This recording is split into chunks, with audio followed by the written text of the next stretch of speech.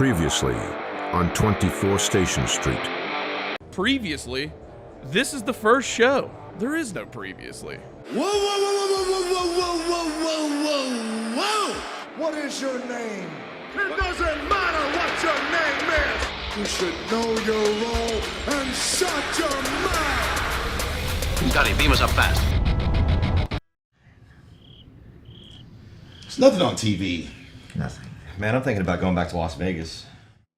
Next month, millions of people are going to be listening to this show, and you have nothing to talk about. Aren't we supposed to be doing something?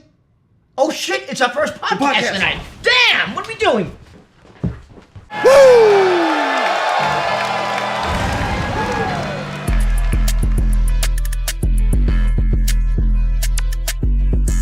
Bar Wisdom, Station Street, Chattanooga, Rasslin Raps, Hip Hop Mania, whole team strong. Shout out Sahadi, JG, big ups. Buy the tickets, take the ride. Yo, Chris Scott, wake up, dude. Come on, man. What's up? Dude, we're shooting 24 Station Street. It's going down right now. Station Street. Yeah. All right, give me a G2 and vodka. I'll be right there. All right, dude. Sahadi and Gordon are waiting right now, so you know they're going to have that ready for you, bro. All right, man. I'll be right there. All right, dude. Let's pick it up. You know, he said day less wasting, so we got to go, go, go. You know what I mean? All right, bro. See you, man. Let's do it. Do you smell what the Rock is cooking? Yeah, finally the Rock has come back, laying down the smack on you monkey crap candy-coated acts. Enter the squared circle with the great one, the most electrifying moves. Don't touch the station. Children and their children, they all chant with the millions upon millions of Rock's fans. Get ready for the square dance. Here's your chance for a can of ass whooping from the people's champ. If you smell what the Rock's cooking. Welcome back, everyone, to 24 Station Street. Now let's throw it over to Pete Pitts with our Backstage pass.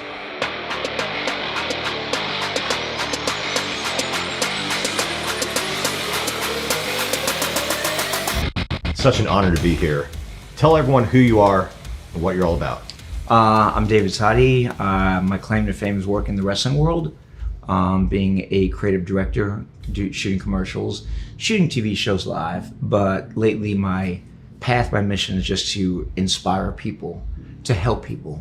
And that's what part of this whole Bar Wisdom venture is all about. I love that. Yeah. It must have been amazing growing up with a father like Lou Sahadi. I met him at Big River, and he's such a great man. So could you tell the world how having Lou Sahadi as a dad shaped your life? Pete, you got my heartstrings right there, brother. My dad is the greatest father one can ever have, and the greatest man that ever lived, in my opinion. He was my best friend. He wasn't just my father, he was my consultant. He was my son, as a matter of fact. I had this here in case you asked a question. But I wrote a book about him when he passed, my dad, my dying son. And son is spelled with the U because he was the son of my life. He enlightened my life. He taught me so much. He helped me become a better person, and I am the person I am today because of Papa Lou. I can see his energy in you today, actually, gosh. as a matter of fact. Yeah. So I'm so glad that you're carrying him on. And I was curious, you could have done anything with your dad being such a legend. He was in NFL, he was in sports. Yeah. But why did you choose wrestling out of any career path that you could have done? Actually, I chose NBC Sports at first. Okay. And I was contacted 4 years in by John Filippelli, who's the head of Yes Network. And he was the one that got me to join WWF at the time. Okay. And I didn't want to go, but NBC thought I was bluffing. I would have stayed for half what I was getting offered. I was getting offered a lot of money. I didn't want to go. They thought I was bluffing, and so I went. And I'm glad I did, because Vince McMahon was a great boss. He let me unleash my creativity. He said this one thing to me on my first day in the job. He called me into the office. We were in Regina, Canada. We had a show that night, TV taping. And he said, David, what we do here is all about emotion. Now, he meant the matches in the ring, but I took it differently. To me, I put emotion into every single spot that I did, because I wanted the viewer to feel something, whether it was passion, whether it was love, whether it was fear, whether it was happiness, whether it made you laugh. I always wanted to evoke an emotion in everything I did. That's incredible. I think you've been very successful at that, and you continue to be a living light and an inspiration to all of us. Thank you. You mentioned earlier you had some awards, so tell the fans what your awards are, or just briefly give a summary of your awards. They're for commercials I did to promote pay-per-view events. One of my favorite ones is a Super Bowl commercial, because we did a spot that aired in the Super Bowl, and I got a call from Kevin Dunn, my boss. He took me to the office, and he told me about that. And I said, are we using an ad agency? And he goes, no, you are the ad agency. So come up with a good idea and produce and direct it. So it was both thrilling, but also a little nerve-wracking because, you know, this spot's going to air in the Super Bowl in front of over 100 million people. Wow. And I had, you know, no help. It was all me, basically. I had help as far as hiring crew, but as far as doing the creative, it was all me. And it's one of my favorite spots I've ever done. It won an award. That is incredible. Yeah. Wow. We have. As a matter of fact, let's show it right now. Let's do it. Most people have the wrong impression about the World Wrestling Federation. We're a non-violent form of entertainment. As athletes, we understand the importance of being positive role models. We're good, wholesome family entertainment. We're trying to make the world a better place for mankind. WWF Attitude. Get it? Wow, that was amazing. So something else I wanted to know, what was the moment that you knew you were really in the wrestling industry? The moment you went from it being a dream to becoming a reality? Well, it started from being a dream / reality to a nightmare. Okay. Because the man who hired me was from NBC. And they had a lot of people there that worked for the World Bodybuilding Federation that were from NBC. And Kevin Dunn took over 3 weeks in, and I get a phone call. 3 weeks in. And he says, Sahadi, Phil Pelly, gone. This guy, gone. This guy, gone. All the NBC people. And he goes, if I had my way, your ass would be gone too. I can't stand you NBC motherfuckers. But you have one chance to redeem yourself. Vince wants to give you a chance. So you're doing the opening for the first ever show called Raw. That's your task. You better kill it or your ass is gone. Wow. So I was like, wow, can I get my old job back? You know, it's like, it was really scary. Dude, so it was real then, 100%. It was real. I So thought real. I was a goner. I Wow. really did. But you excelled and you pulled through. I earned their trust because they saw my creativity. I was doing things there that nobody had done before. Wow. Even simple things like making a commercial black and white. They would say, well, we can't do that. And I would say, why not? Well, we've never done that before. I said, yeah, look at your ratings. Yeah, just Because they haven't they done were going down when I joined them. They almost hit rock bottom. And I changed the way we did things production-wise in so many different areas and venues that people started copying the way I was doing things and emulating my style, which is a compliment. But, Yeah. you know, I want to shake things up. The biggest thing, Pete, coming from NBC, is I want to present the wrestlers as real athletes, not these cartoon characters, because they really are athletic. They really do get hurt. Injuries in the ring happen all the time. But they really are tremendous athletes. And that's one thing I want to get across. I want to present them like I did Michael Jordan, like I did Charles Barkley, like I did back in the day Don Mattingly of the Yankees. Right. Real athletes doing real things. Wow. I have a lot of respect for that, and I've definitely been able to see them in a new light now. So that's incredible. Who are some of your favorite wrestlers to work with? Oh my gosh, dude. Undertaker would be number one. I'll get to that in a second. Kurt Angle's right up there. Okay. Even Triple H is up there. I mean, these guys are all great to work with. Every single shoot I did with The Undertaker, I did about 20 in abandoned warehouses. He would never complain. It was sundown to sunup because we had all these explosions and pyro that we would use, and they looked better at night.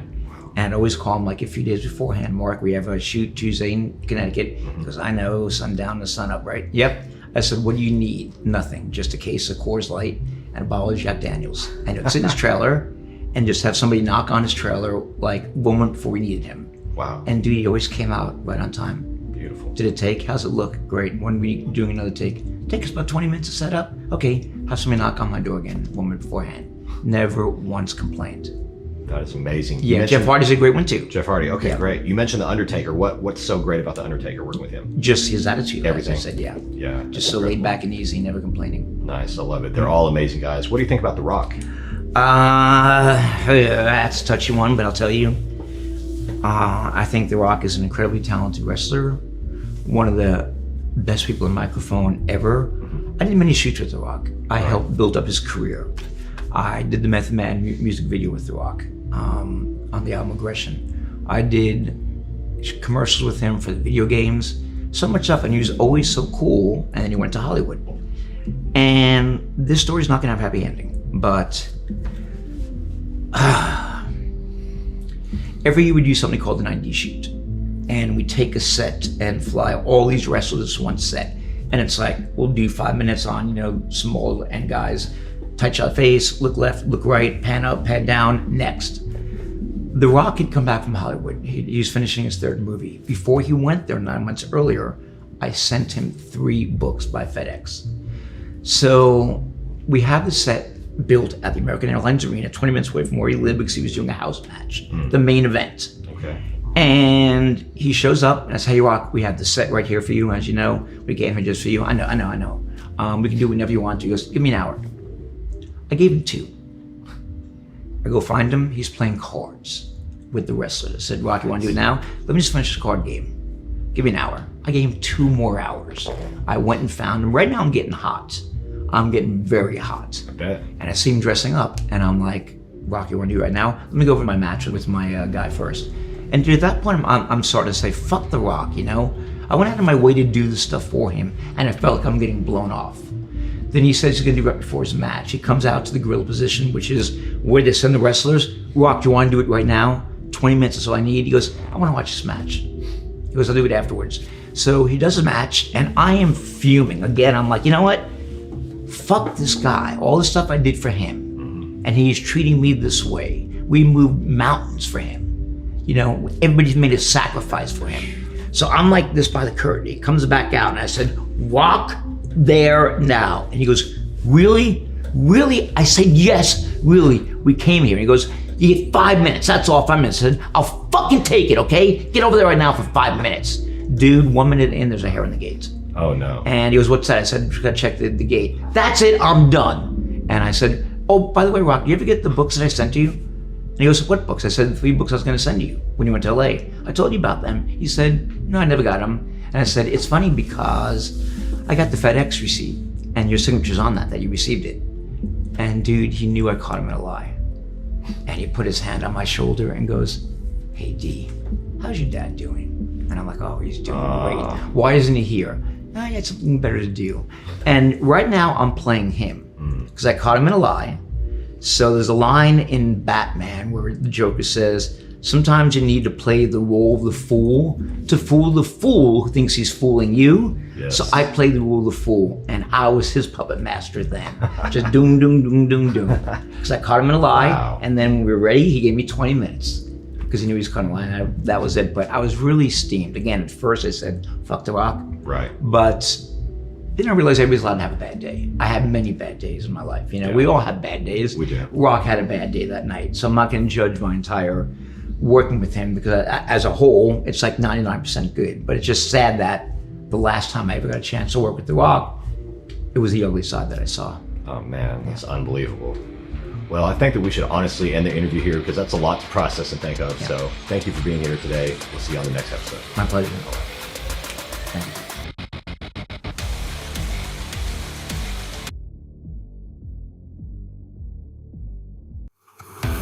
If you don't want to speak it, say it on your shirt.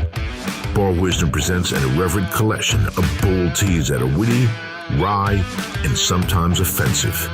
But you don't care. Go to barwisdom.co and click on apparel to see our unique collection of t-shirts, caps, and more. Oh, and there's even a Bar Wisdom book, too. Be bold. Be you. Get your merch today. barwisdom.co.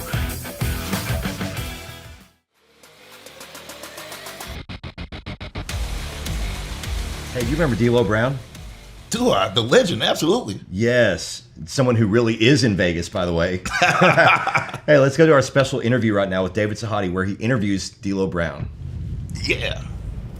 Ladies and gentlemen, welcome to Beyond the Squared Circle. My first guest needs no introduction. He's known around the world. People love him everywhere he's been. It's D'Lo Brown. D'Lo, welcome into the studio. Welcome to the podcast.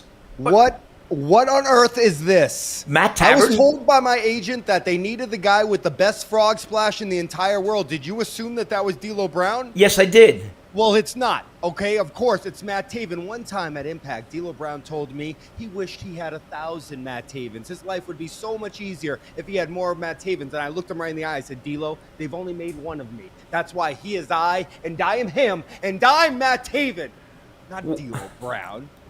He was supposed to be my first guest. I'm thrown off a little right now. Just to defend my friend before I try to think of some questions for you.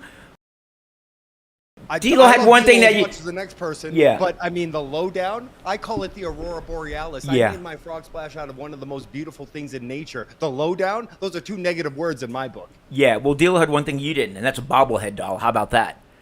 Why did D'Lo have a bobblehead doll? Because he's got no neck. They tried to make a normal action figure for him, and they said we ran out of options. We're just gonna have to put a bobblehead on this guy because that's the only way we can make him look at least a tiny bit normal. Matt, that was hysterical. I want to defend him, but I can't after that. But okay, I got a couple questions for you. The generic, just because I didn't expect it to be used so far. But how old were you when you first decided that you wanted to become a professional wrestler? Well, there was 2 ages where I decided to be a professional wrestler. There was 5, 6 years old where my great uncle came to stay with us one weekend in Derry, New Hampshire, and he told me to change the dials on the old television there. And all of a sudden I saw the Ultimate Warrior with lightning bolts and colors and all this. And it was like the cartoons that I watched on Saturday mornings had become reality. And all of a sudden I was like, this is the world that I want to be in for the rest of my life. And then the other time was when you decided to ruin my life, not just my life, but also Vincent's and a lot of my close personal friends, because growing up watching your pay-per-view packages, I used to say to myself, this is the most entertaining thing in the entire world, and this is all I've ever wanted to do. So thank you, because now I'm 4 major surgeries deep. I blame them all on you. Well, I say thank you, and also I'm sorry about that, Matt. I really am. That was never my intention. But I did also never kind of really put the wheels in motion till I got a little bit older. Like most people decide 16, 18 years old, they're going to join a wrestling school. Yeah. 23 years old, I was working for the New England Patriots in the Revolution. I decided one day I was going to give wrestling a shot. I remember I walked outside. I called my father to tell him I was about to quit, thinking that he was going to tell me I was insane and I got to go back inside and go back to reality. And he told me, you're only young once.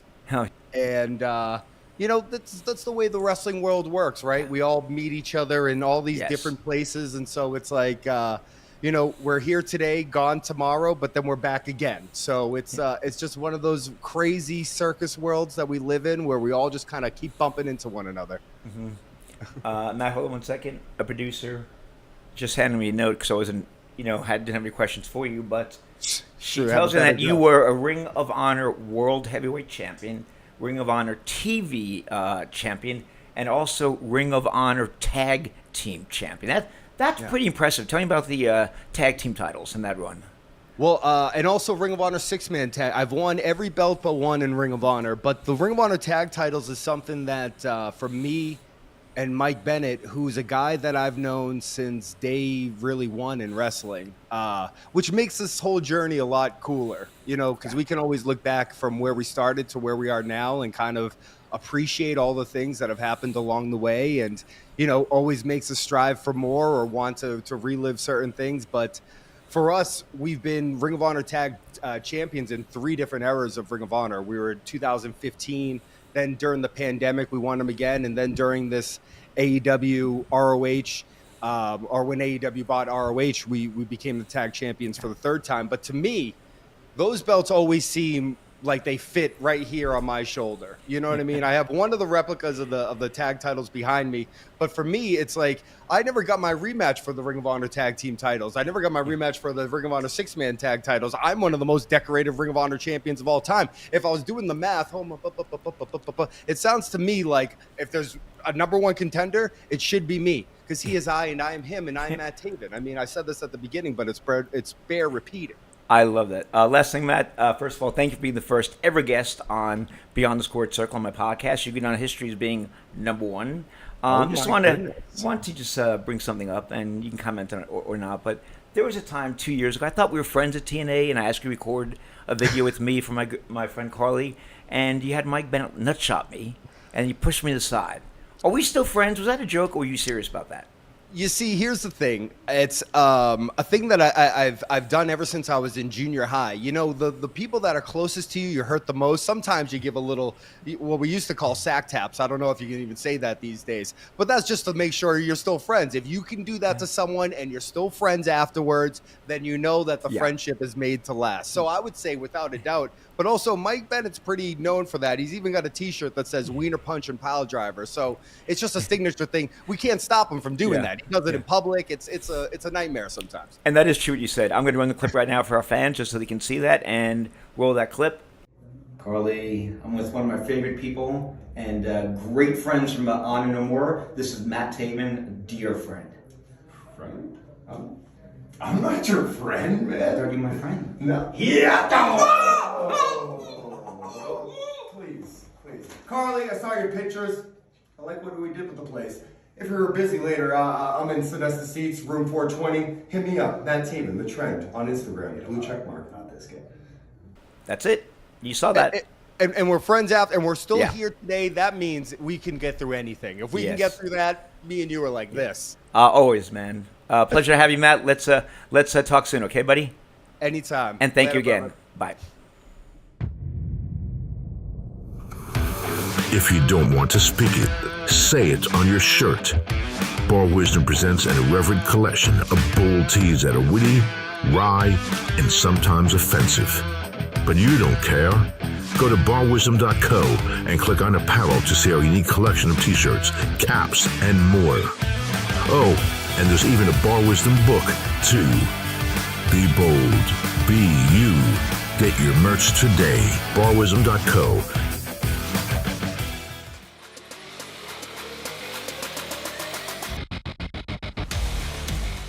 Sahadi, how long have you been in the wrestling business?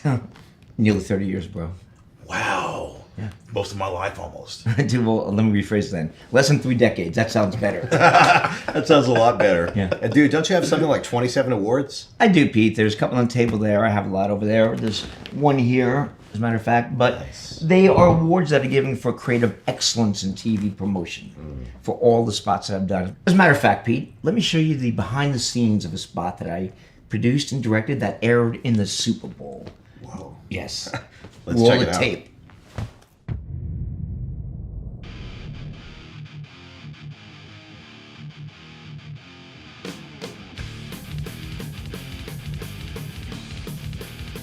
Okay, here we go. And stand by. Kane, hold your fingers a little lower on the cup so we see a little bit more of it. So we can. There you go. Thanks. Camera set. Background action. And rock. As athletes, we understand the importance of being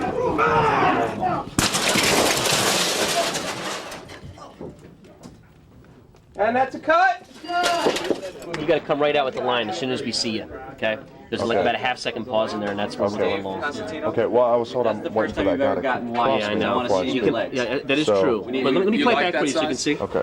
I'm not touching you. I'm not touching you. I'm not touching you. I didn't touch you.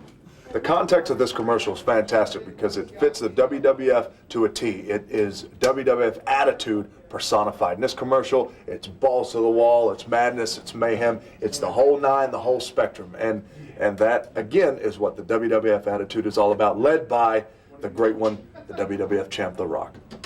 He's still in the first mag, right? Perfect. Yeah. Cool. Okay. That was better. And background action. And Steve. Most people have the wrong impression about the World Wrestling Federation. We're a non-violent form of entertainment. And that's a cut. That's a wrap. All right, no wrap. What are you talking about? Check it. Check the gate. Okay, guys, we're gonna check the gate on that. This kid did like 20 shots of Because this took 27 stitches and came out looking worse than the other ones, which are underneath, which weren't stitched. So those were super. I spit in the face of modern medicine. Because this is definitely we're pretty high up.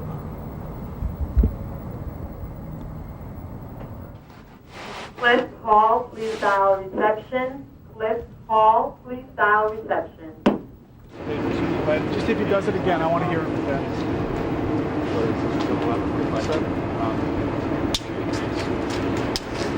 Yes.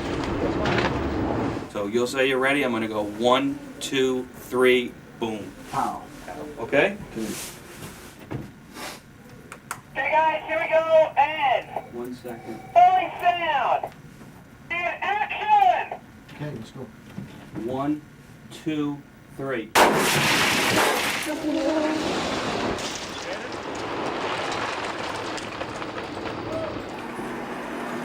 Don't go to the window. Okay.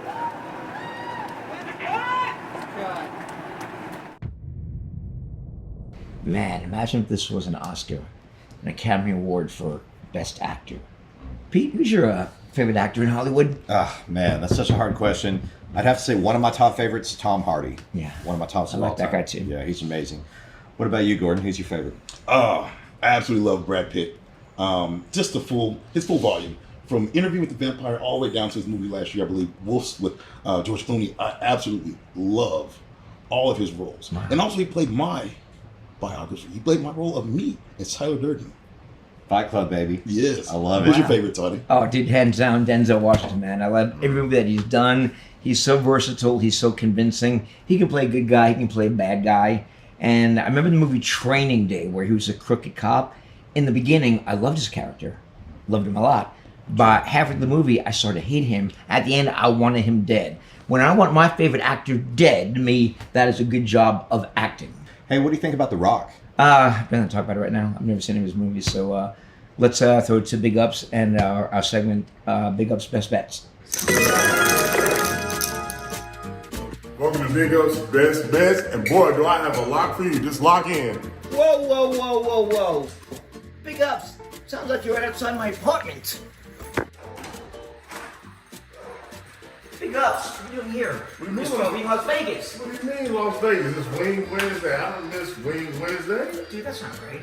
It is right. This ain't nothing to give more right. What you mean? All right, well, we're here. What's your big prediction for this week? This week, let me tell y'all something.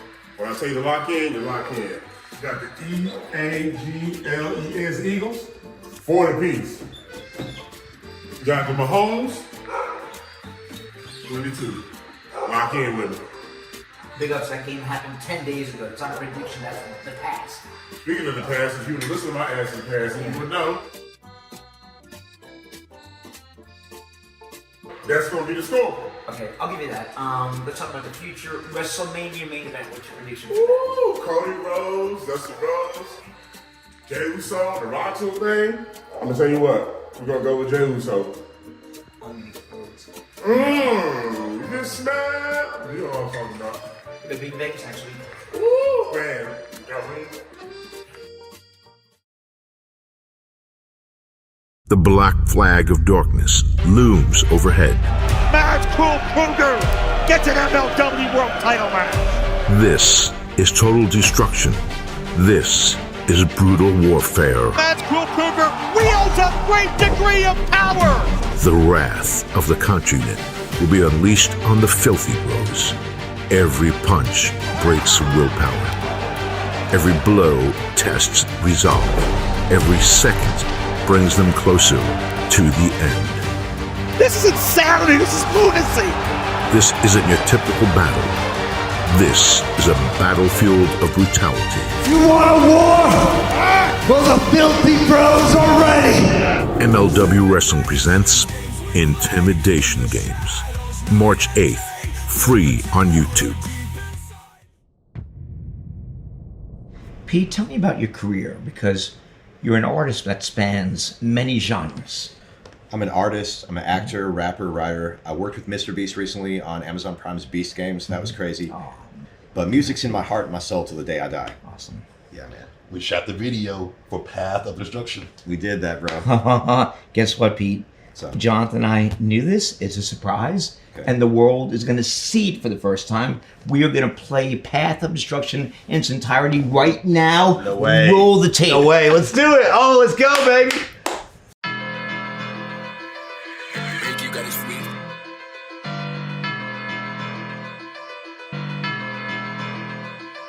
Step into the ring, I'm a king, like the Undertaker. Swing with the left hook, Thor, hammer, Thunderbreaker. Crush my competition, screaming woo, like I'm Ric Flair. Pick 'em up like a rag doll, throw 'em in the air. Body slam, pile driver, mile high suplex. Rob Van Dam, got my hands around their gooseneck. Legend and a veteran, gentleman like my name's Sahadi. Enter into my path of destruction, guided raining bodies. If they show aggression, then I wrestle 'em like Stone Cold. Thoughts keep applying all this pressure, but I won't fold. Scars on my face, in Montana, starting to feel like Tony. Someone call The Rock and let him know that he's the real jabroni.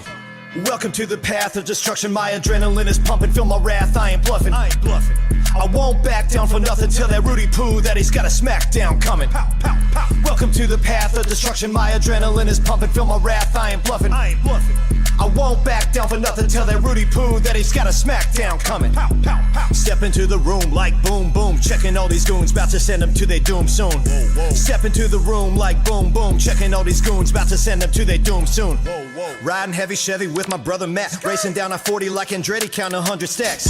Now I'm out in Hollywood, Hulk Hogan, whole team mean like Wolverine. I could choke Logan, tear him all apart from the start, feel like Bret Hart. Do you scaredy dance? Check your pants, that's a wet fart. Bring the pain with the swinging chain, call me Sugar Sean. Focus on myself, health is wealth, got me looking strong. Ops talking wrong, I'm locking on in the octagon. Dropping bombs, beating on my chest like Donkey Kong.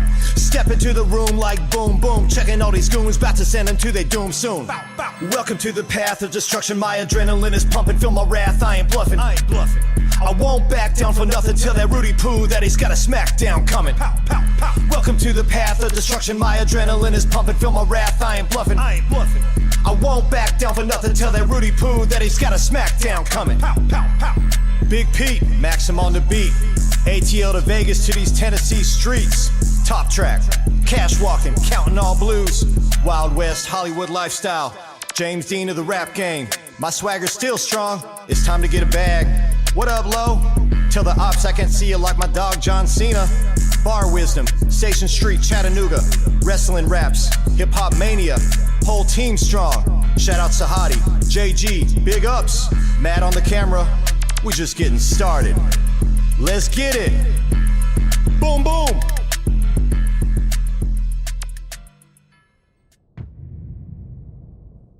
Damn, Pete, that was freaking awesome, brother. Congratulations, I'm proud of you. I appreciate it. More to come. Yeah. Man, that was all right.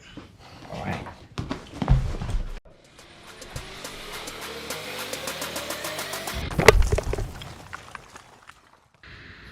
Was it something I said? Here. Take this. Yes, it was.